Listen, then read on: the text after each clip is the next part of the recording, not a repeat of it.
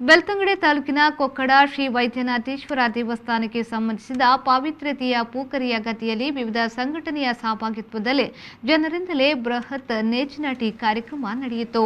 ಕಾರ್ಯಕ್ರಮದಲ್ಲಿ ವಿವಿಧ ಸಂಘಟನೆಯ ಸುಮಾರು 300ಕ್ಕೂ ಮಿಕ್ಕಿ ಕಾರ್ಯಕರ್ತರು ನೇಜಿ ನೆಡುವ ಮೂಲಕ ಸಂಭ್ರಮ ಆಚರಿಸಿದರು. ಕೊಕ್ಕಡದ ಕೋರಿಗತಿ ಎಂಬಲ್ಲಿ ಹೆಸರುವಾಸಿಯಾದ ಗದ್ದೆಗೆ ಅದರದೇ ಆದ ಇತಿಹಾಸವಿದೆ. ದೇವಸ್ಥಾನದ ಸಮಿತಿಯ ಅಧ್ಯಕ್ಷರಾದ ಬಾಲಕೃಷ್ಣ ಕಿದಿಲಾಯರು ಅವರು ಮಾತನಾಡಿ, ಇದೊಂದು ಅವಿಸ್ಮರಣೀಯ ಕಾರ್ಯಕ್ರಮ.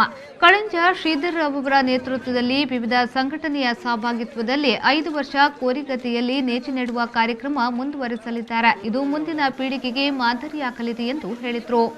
ಆ ವಿಶೇಷವಾದ ಕಂಡೋಡು ಪೂಕರಪಾಡಿನ ಕಂಡೋಡು ಇನ್ನು ನಡಪುಂಜಿನ ಆ ಕಾರ್ಯಕ್ರಮ ಮಾತ ಭಕ್ತರ ಸಹಕಾರ ನಡಪುನ ಬುಕ್ಕಲಂಜಿ ವಿಶೇಷ ಕಳಂಜ ಗ್ರಾಮತ್ತು ಅವೇ ಪ್ರಕಾರವಾದ ಊರದ ಗ್ರಾಮಸ್ಥರನ್ನ ಒಟ್ಟಿಗೆ ಸೇರಿಸ ಒಂದು ಅಕ್ರಮ ಪುಂಜಿನ ಕಾರ್ಯಕ್ರಮ ಭಗವಂತಗೆ ಪ್ರೀತಿ ಆವಡೆ ಅಂಚನೆ ಭಗವಂತನ ಅನುಗ್ರಹತಾರೋ ಆ ಒಂಜಿ ಬುಳೆ ಎಡ್ಡೆ ಬರ್ತದೆ ಲೋಕ ಕ್ಷೇಮ ಆವಡ್ಕೊಂಡು ಪೊಂಜಿ ಪಾತಿರೋ ಇನ್ನಿತ್ತೊಂಜಿ ಕಾರ್ಯಕ್ರಮದ ವಿಷಯ.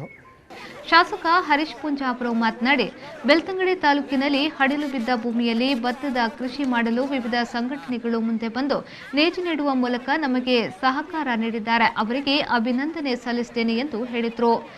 ಕೊಕ್ಕಡದ ಕೋರಿ ಜಾತ್ರೆ ದಕ್ಷಿಣ ಕನ್ನಡ ಜಿಲ್ಲೆಯಲ್ಲಿ ಅತ್ಯಂತ ಒಂದು ವೈಶಿಷ್ಟ್ಯಪೂರ್ಣವಾಗಿರ್ತಕ್ಕಂಥ ಜಾತ್ರೆ.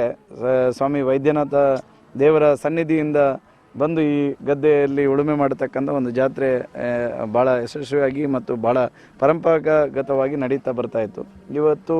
ಇವತ್ತು ಹಡಿಲು ಭೂಮಿಯ ಕೃಷಿ ಇವತ್ತು ರಾಜ್ಯದಲ್ಲಿ ಮತ್ತು ಅದೇ ನಮ್ಮ ದಕ್ಷಿಣ ಕನ್ನಡ ಜಿಲ್ಲೆಯಲ್ಲೂ ಎಲ್ಲ ಹಡಿಲು ಭೂಮಿಯನ್ನು ಕೃಷಿ ಮಾಡತಕ್ಕಂಥ ಪ್ರಕ್ರಿಯೆಗೆ ಚಾಲನೆಯನ್ನು ದೊರೆತಿರ್ತಕ್ಕಂಥದ್ದು. ಈ ಸಂದರ್ಭದಲ್ಲಿ ಇವತ್ತು ನಮ್ಮ ಕೊಕ್ಕಡದ ಕೋರಿ ಜಾತ್ರೆಯ ಈ ಗದ್ದೆಯಲ್ಲಿ ಸಹ ಉಳುಮೆಯನ್ನು ಮಾಡುವ ಮೂಲಕ, ಅದರಲ್ಲೂ ಈ ಹತ್ತಿರದ ಒಂದು 4-5 ಗ್ರಾಮದ ಎಲ್ಲ ಬಂಧುಗಳು ಸೇರಿಕೊಂಡು ಒಂದು ವಿಶೇಷವಾಗಿ ದೇವರ ಗದ್ದೆಯಲ್ಲಿ ಕೃಷಿಯನ್ನು ಮಾಡತಕ್ಕಂಥ ಮತ್ತು ಭತ್ತದ ಕೃಷಿಯನ್ನು ಮಾಡತಕ್ಕಂಥ ಈ ಕಾರ್ಯಕ್ರಮ ಇವತ್ತು ನಡೀತಾ ಇದೆ.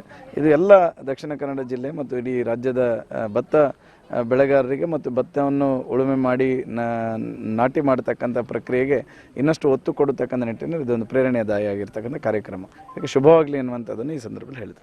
ಕಾರ್ಯಕ್ರಮದಲ್ಲಿ ಹಲವಾರು ಗಣ್ಯರು ಉಪಸ್ಥಿತರಿದ್ದರು. ಇದಕ್ಕೂ ಮುಂಚೆ ದೇವಸ್ಥಾನದಿಂದ ಗದ್ದೆಗೆ ಮೆರವಣಿಗೆಯ ಮೂಲಕ ಸಾಗಿ ನಂತರ ನಾಟಿ ಕಾರ್ಯಕ್ರಮ ನಡೆಯಿತು. ಸತೀಶ್, ವಿ4 ನ್ಯೂಸ್, ಬೆಳ್ತಂಗಡಿ.